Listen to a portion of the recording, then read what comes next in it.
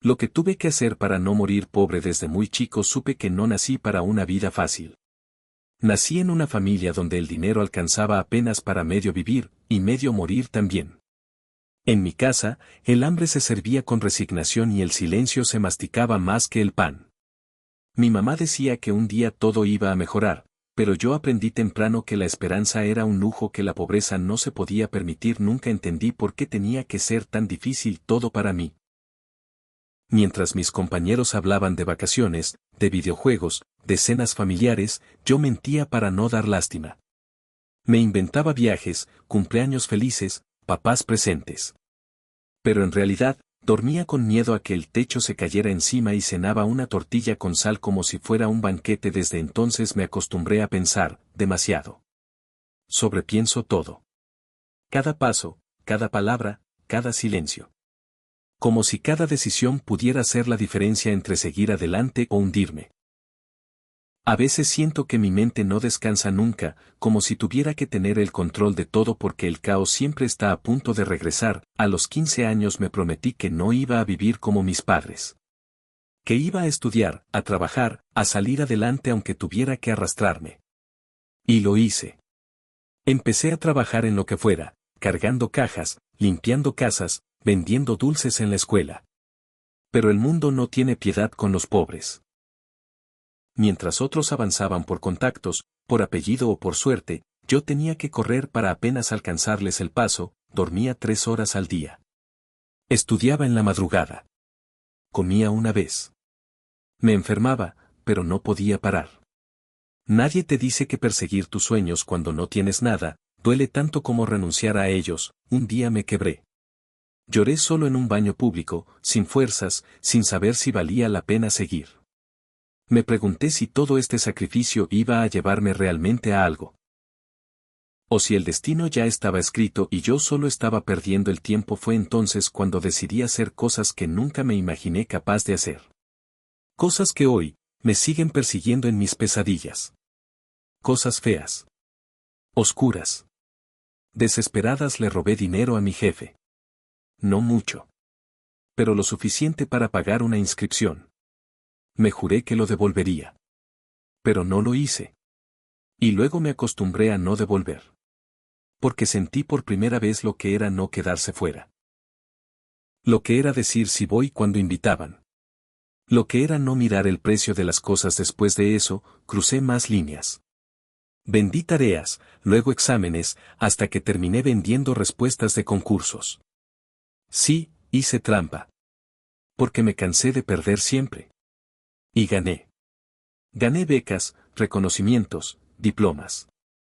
Pero también perdí algo en el camino que no me di cuenta hasta que fue demasiado tarde. Me alejé de mis amigos. Dejé de hablarle a mi mamá. Me volví alguien que no reconocía. Arrogante. Frío. Como si el dolor me hubiera vuelto de piedra. Pero por dentro, estaba podrido. Me consumía la culpa, el miedo, la duda. Pero me repetía a mí mismo, era eso o seguir pobre. Una noche, después de una entrega de premios, un chico se me acercó. Me dijo, eres mi inspiración, quiero ser como tú. Me sonrió con la misma hambre que yo tenía a su edad. Pero yo supe que si él supiera la verdad, no querría parecerse a mí ni en lo más mínimo. Ahí entendí que me había convertido en una mentira. En un producto de atajos, de trampas, de máscaras. Y por más éxito que tuviera, sentía que mi alma tenía precio. Y que ya lo había vendido hace rato. Pasaron años. Me gradué con honores.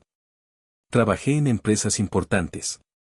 Tenía dinero, respeto, logros. Pero todo me parecía vacío. Todo. Porque todo lo había logrado ensuciándome las manos. ¿De qué me servía tenerlo todo si no podía dormir en paz? Un día fui a visitar a mi madre. Llevaba años sin verla. Me abrió la puerta, más delgada, más vieja. Me abrazó como si no le guardara rencor. Me dijo, sabía que lo ibas a lograr. Y ahí me derrumbé por dentro.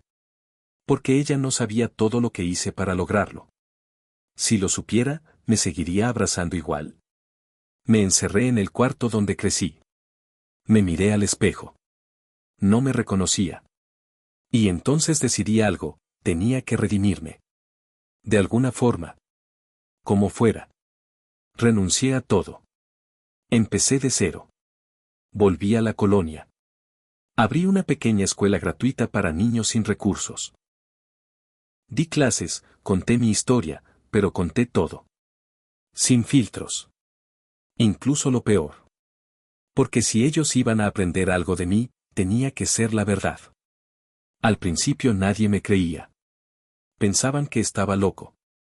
Que era imposible que un tipo como yo regresara tan abajo. Pero yo no regresé abajo, regresé a mis raíces. A donde debí quedarme para no perderme, con el tiempo, esa escuela cambió vidas. Niños que no sabían leer, hoy están becados. Chavitos que robaban, hoy son artistas. Y yo. Encontré algo que ni el dinero ni el reconocimiento me dieron nunca, paz. A veces creo que tuve que romperme por completo para entender que era realmente tener éxito. No es tener más, es necesitar menos. No es escalar solo, es ayudar a otros a subir contigo. Nunca imaginé que mi mayor fracaso fuera justamente mi trampolín a la redención. Pero así fue. No me enorgullezco de lo que hice.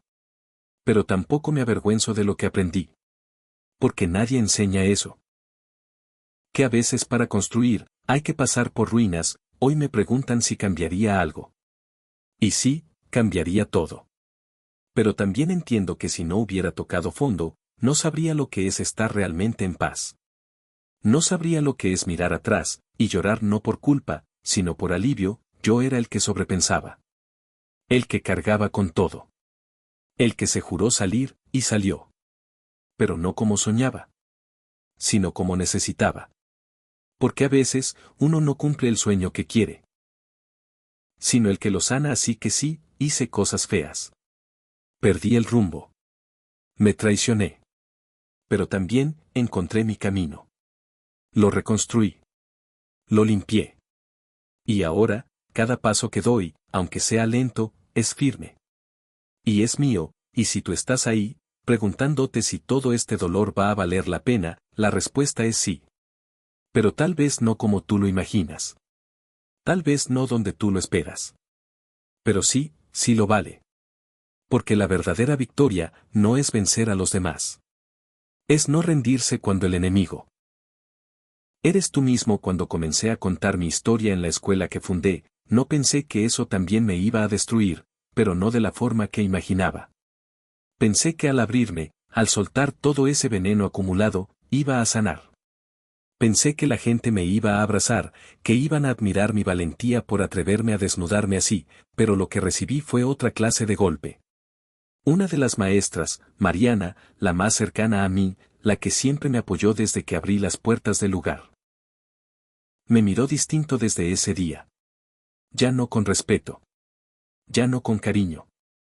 Me miró con algo que dolía mucho más, decepción. Al principio no entendía por qué.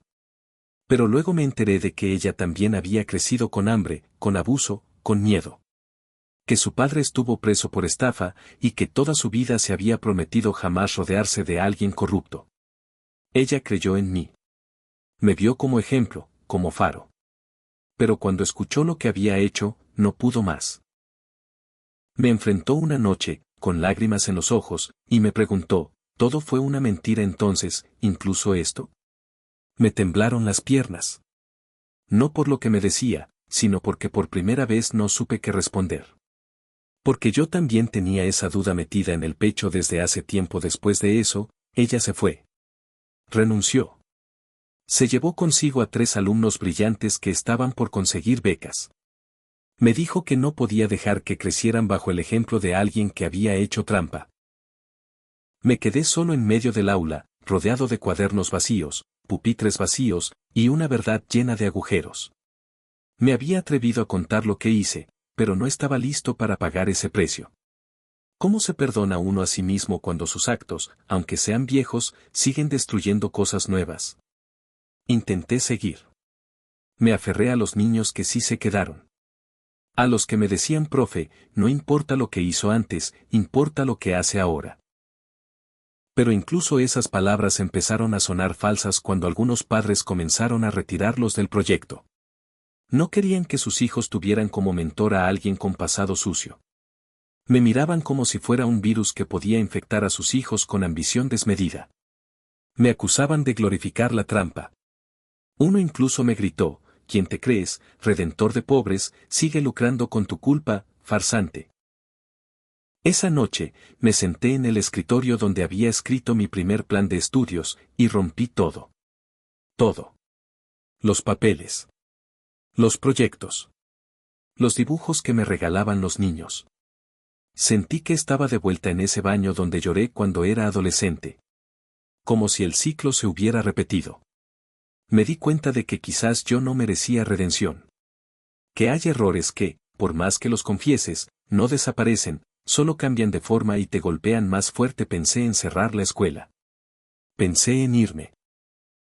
Pero antes de rendirme, alguien apareció. No Mariana. No un padre. Fue uno de mis alumnos más pequeños, Toño, de apenas 10 años. Se metió sin permiso a la dirección, me vio llorando en silencio, y me dijo con una voz tan limpia que me rompió por dentro: no se rinda, profe. Usted me enseñó que no hay que rendirse aunque uno haga cosas malas antes. Que uno puede volver a empezar. ¿Ya no cree eso? ¿Cómo le explicas a un niño que a veces, aunque uno intente cambiar, el pasado es una jaula con barrotes invisibles? Pero su voz se me quedó. Me perseguía en sueños. No se rinda, profe. Entonces, decidí no huir. No borrar la escuela, ni esconderme. Decidí cambiar el enfoque. En lugar de enseñar matemáticas, empecé a enseñar algo más: ética. Historia de errores. Decisiones difíciles. Consecuencias reales. Hice un taller nuevo, donde les contaba todo lo que había vivido y les daba herramientas para que ellos nunca tuvieran que pasar por lo mismo. Era mi forma de espiarme. No pidiendo perdón, sino dejando que mis cicatrices hablaran en lugar de mis logros. Y así, poco a poco, la escuela comenzó a cambiar. Era más pequeña. Tenía menos alumnos.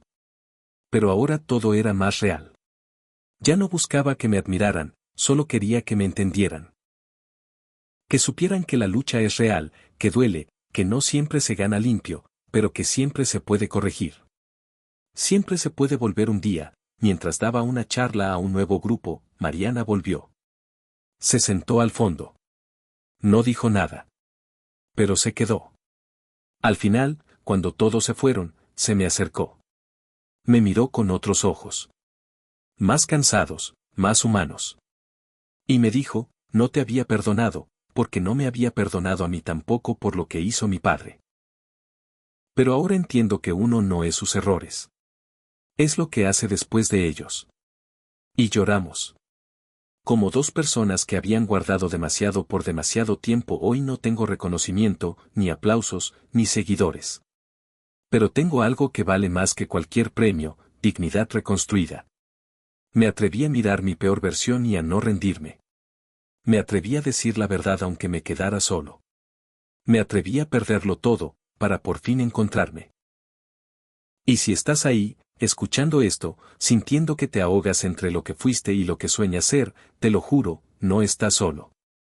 Todos tenemos un pasado que pesa. Pero no permitas que pese más que tu futuro, porque no importa cuán roto estés. Lo que importa, es lo que haces con tus pedazos.